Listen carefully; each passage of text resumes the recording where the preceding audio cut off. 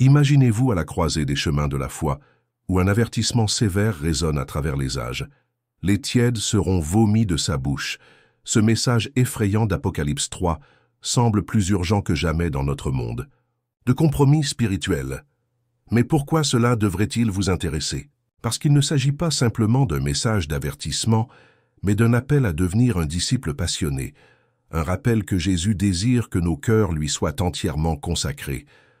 Ressentez-vous le sentiment de complaisance dans votre vie? Si c'est le cas, vous n'êtes pas seul. Rejoignez-nous pour explorer comment raviver ce feu de la foi et éviter d'être tiède dans un monde qui a désespérément besoin de la chaleur de Jésus.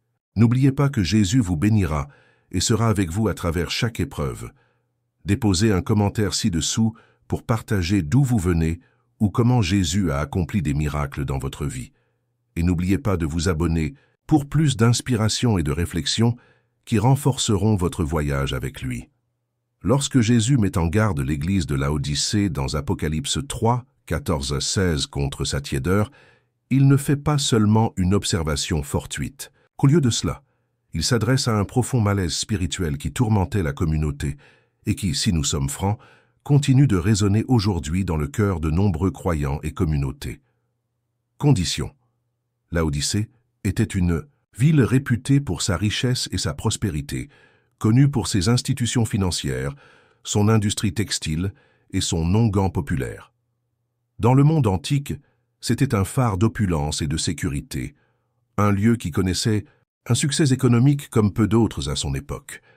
Pourtant, sous cette richesse se cachait une sécheresse spirituelle, un vide de ferveur et de foi authentique. Leur autosuffisance et leur confiance dans la richesse matérielle s'étaient infiltrées dans leur vie spirituelle, provoquant une apathie à l'égard de leur relation avec Dieu qui n'était ni chaude ni froide, mais tiède. Cette tiédeur, qui signifie un état de tiédeur spirituelle, constitue un dur rappel de ce qui peut arriver lorsque la richesse et le confort terrestre éclipsent le besoin intense de richesse spirituelle. Bien qu'ils soient dotés de ressources, l'absence évidente de passion et de sérieux envers leur foi les rendait inefficaces, ou, comme le dit Jésus, ils étaient devenus désagréables, prêts à être recrachés. Considérons maintenant les églises d'aujourd'hui, dont beaucoup sont situées dans des sociétés prospères et ont accès à de vastes ressources. La question à se poser est de savoir si notre abondance nous a conduit à une complaisance spirituelle similaire. Sommes-nous, comme Laodicée, devenus tellement enveloppés dans le confort du monde que notre zèle pour Dieu diminue? Sommes-nous plus préoccupés par la stature de nos bâtiments ou par la taille de nos congrégations, plutôt que par la profondeur de la vérité évangélique qui les remplit? Le message adressé à Laodicée n'est pas seulement une note historique, mais un signal d'alarme vivant et palpitant pour examiner l'authenticité de notre foi qui agit en nous aujourd'hui. C'est un cri urgent pour sortir de la léthargie qui engourdit l'esprit et pour réévaluer où se situe notre véritable passion. Sommes-nous peut-être devenus des églises remplies de gens qui reconnaissent Dieu, mais vivent comme s'il n'était pas pertinent dans les décisions et les modes de vie quotidiens? Comprendre le contexte historique de Laodicée améliore notre compréhension de la raison pour laquelle cette réprimande spécifique a été émise. En un sens, elle avait hérité d'une ironie géographique. La ville ne disposait pas de son propre approvisionnement en eau et comptait sur des aqueducs pour acheminer l'eau, qui arrivait tiède, ni rafraîchissante comme l'eau froide, ni utile comme les sources chaudes. Comme la métaphore de la tiédeur était donc appropriée pour une communauté dont la condition spirituelle reflétait son approvisionnement en eau. Pour relier cela au présent, il est nécessaire de faire une pause et de réfléchir. Avons-nous eu une confiance injustifiée dans la richesse, les diplômes ou les positions d'influence au détriment de la passion spirituelle? Existe-t-il des programmes, des initiatives ou des traditions au sein de nos communautés spirituelles qui sont devenus routiniers et dépourvus de l'action de l'esprit? Ou plus pertinent encore, la ferveur spirituelle s'est-elle transformée en un simple ritualisme? Le message de Laodicée va au-delà d'une simple critique et se transforme en un appel à l'action, un appel divin au renouveau. Il s'agit d'un appel lancé aux individus et aux congrégations pour qu'ils se débarrassent de leur apparence de complaisance et embrassent un renouveau d'une foi profonde et sincère. C'est un appel à passer de l'accumulation de biens matériels à la culture d'une richesse spirituelle qui transcende ce monde, définie par une prière ardente, une adoration sincère et un véritable amour pour les autres. Les églises d'aujourd'hui, inondées d'opportunités d'influence, doivent choisir entre être des pourvoyeuses de spiritualité tiède ou des canaux par lesquels l'eau vive de Jésus-Christ revitalise les communautés et guérit les cœurs. La décision appartient à chacun de nous de décider de son rôle dans ce récit cosmique, soit tenir compte de l'avertissement maintenant, déclenchant une fervente poursuite de Dieu qui refuse de se contenter de la médiocrité, soit rejoindre les rangs de ceux qui ont reçu l'avertissement mais l'ont laissé passer inaperçu. Dans le prochain chapitre, nous explorerons ce que signifie réellement être tiède et comment ces signes donner la priorité à la réussite matérielle plutôt qu'à la croissance spirituelle, prendre le péché à la légère et perdre la passion pour la prière peuvent subtilement infiltrer nos vies. Mais alors que nous concluons cette réflexion sur Laodicée, qu'elle serve de miroir à notre état spirituel, nous poussant vers un examen sérieux et sincère de la foi et vers la prise d'action décisive, avant qu'il ne soit trop tard. Le prochain chapitre approfondira la définition de la foi tiède, y compris les signes qui peuvent indiquer que vous êtes en danger spirituel. Dans le silence étrange qui oscille entre une dévotion sincère et une complaisance indifférente, se trouve un domaine de la vie spirituelle qui passe souvent inaperçu, le royaume des tièdes. C'est un lieu où la dévotion extérieure masque un engourdissement intérieur et où le dynamisme de la foi peut être réduit au rituel, stérile, et aux vaines répétitions décrites par Jésus lorsqu'il châtia les pharisiens. Être tiède dans la foi, comme mentionné dans le message de l'Apocalypse aux Laodicéens, est une condition que les croyants d'aujourd'hui pourraient trouver plutôt troublante s'ils examinaient attentivement leur vie sur fond d'apathie spirituelle. Être tiède, spirituellement parlant, n'a rien à voir avec un manque de participation visible aux activités religieuses. On pourrait très bien aller à l'église, participer à des prières communes et même diriger des études bibliques, tout en étant plongé dans une existence tiède. Cette condition relève davantage de l'état caché du cœur que de ce que suggèrent les actions extérieures. Il y a un profond danger à suivre les courants de la spiritualité du pilote automatique. Ceux qui vivent dans cet état sont aveugles à l'obscurité qu'ils s'imposent, trompés par leur propre complaisance, en leur faisant croire que tout est en ordre.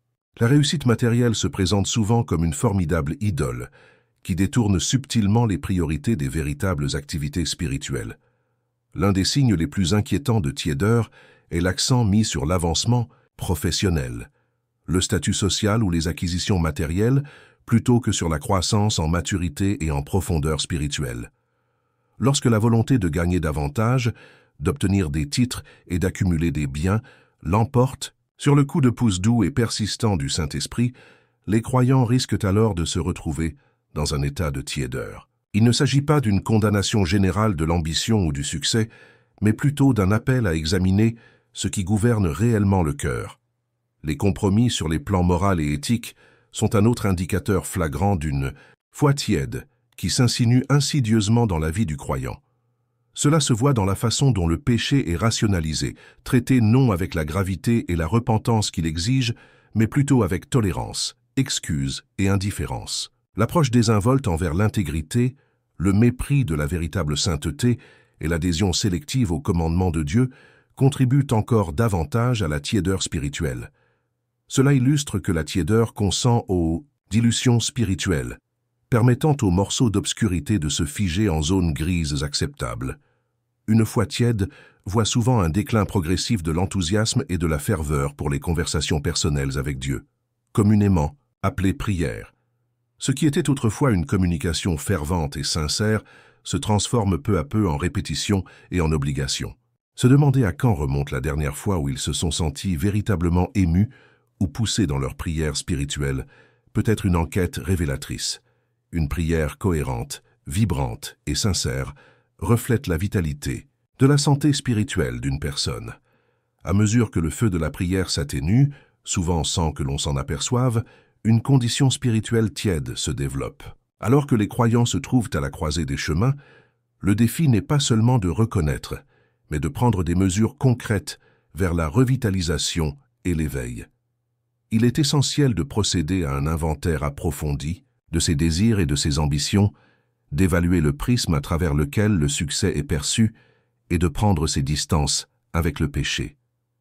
Une renaissance de la vie de prière, où les conversations avec Dieu redeviennent source de réconfort et de conviction, peut réorienter toute dérive vers l'indifférence.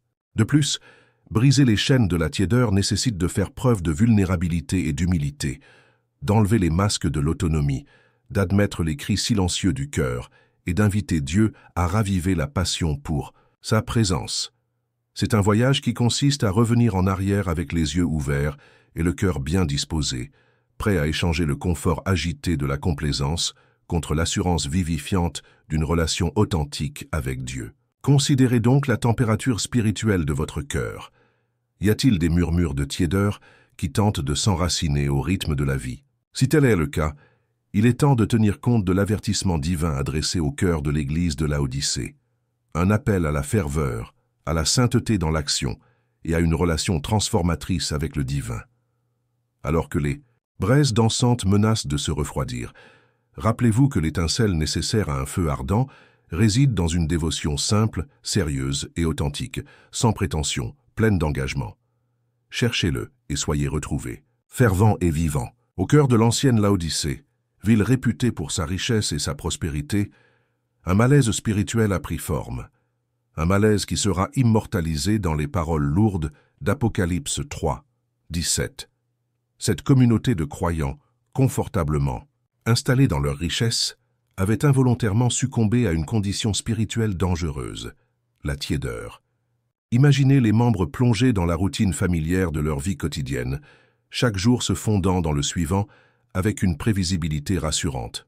Pourtant, sous ce vernis d'assurance et de confort se cache une paralysie, potentiellement catastrophique pour leur santé spirituelle. À leurs yeux, ils étaient riches et n'avaient besoin de rien, mais spirituellement, ils étaient misérables, pauvres, aveugles et nus. C'est le danger trompeur de la tiédeur. La tiédeur est insidieuse précisément parce qu'elle se cache derrière une façade de confort et de sécurité.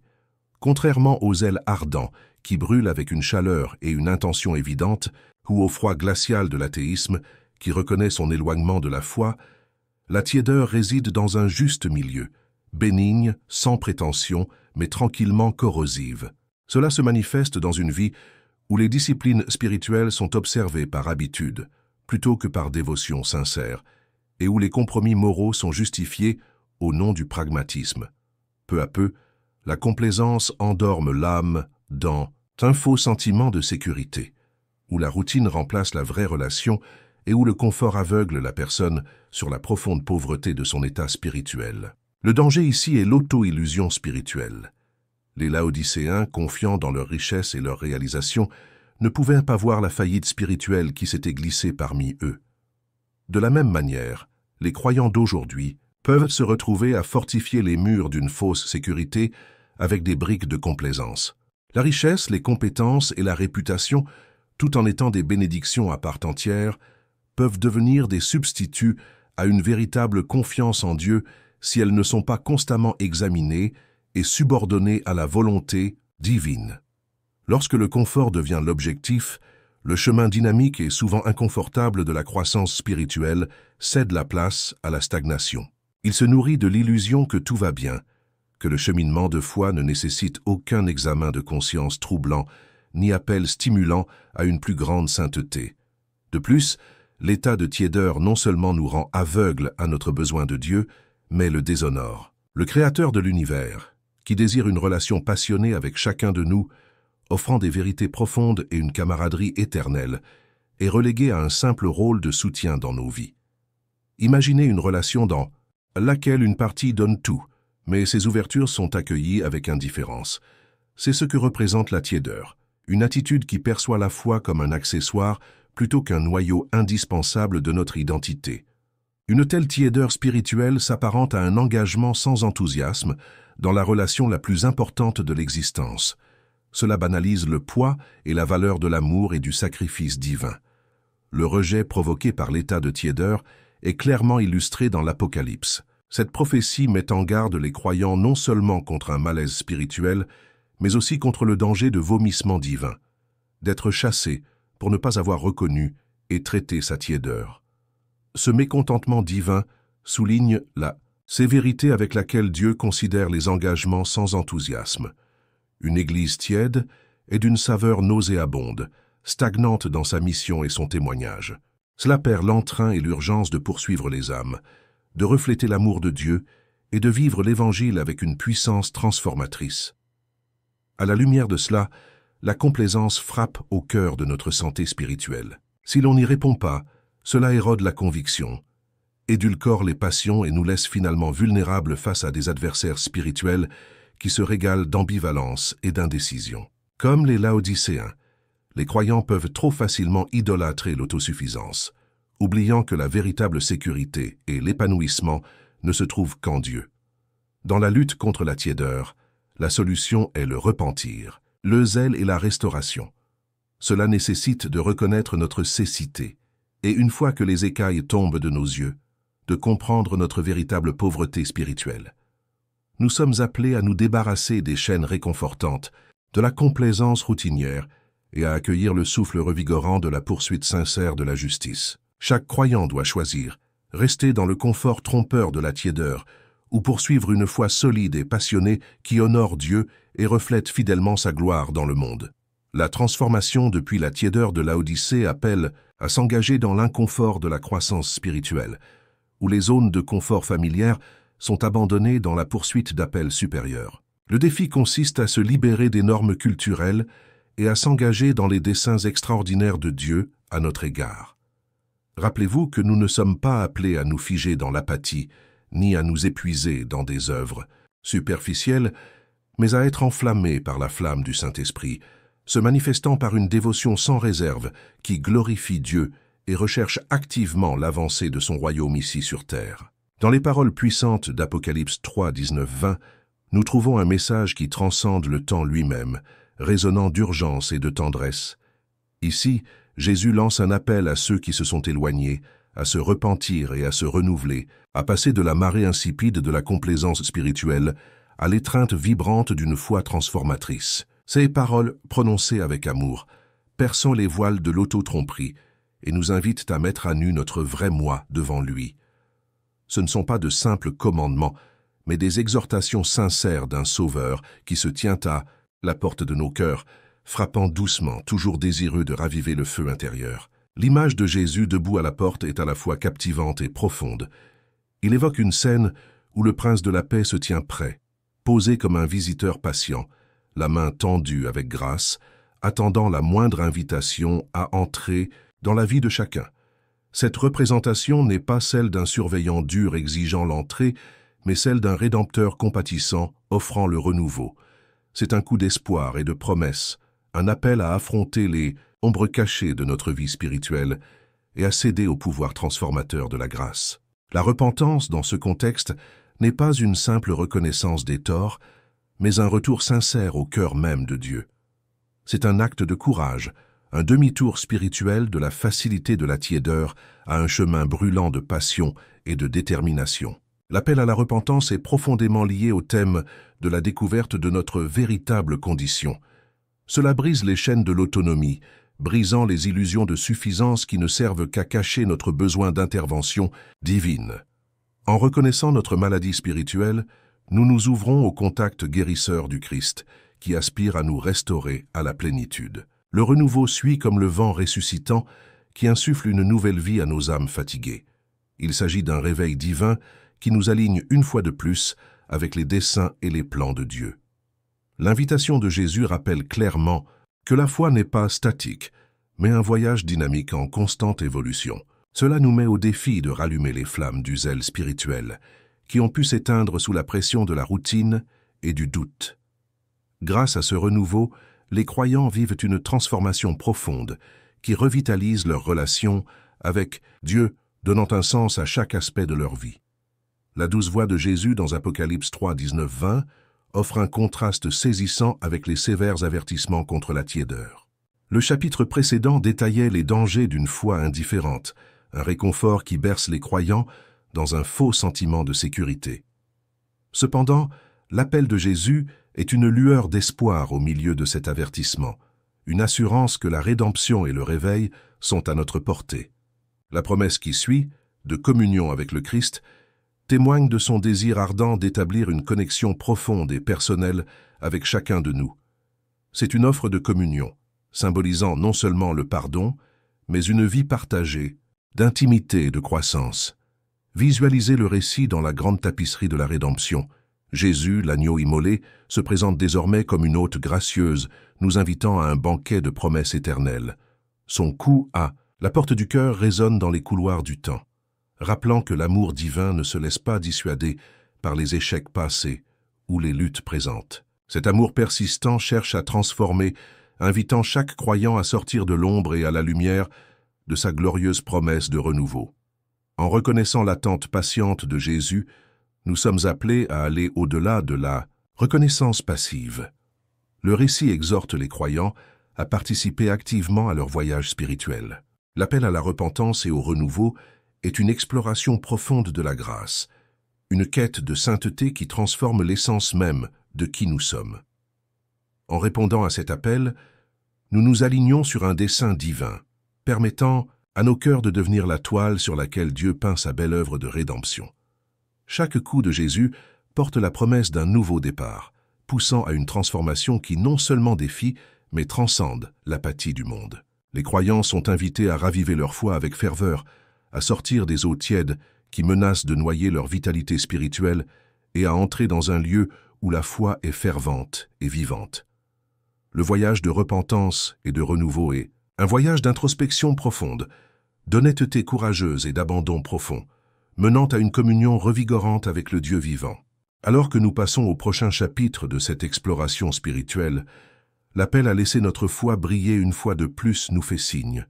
Nous devons nous engager profondément dans la prière et les Écritures, rechercher la sainteté, sans compromis, et enflammer une passion qui enflamme notre vie spirituelle. Ce faisant, nous répondons non seulement à un appel du passé, mais aussi à une invitation divine à entrer avec audace dans la plénitude de vie offerte par le Christ, nous transformant de l'intérieur et enflammant notre monde de son amour et de sa puissance.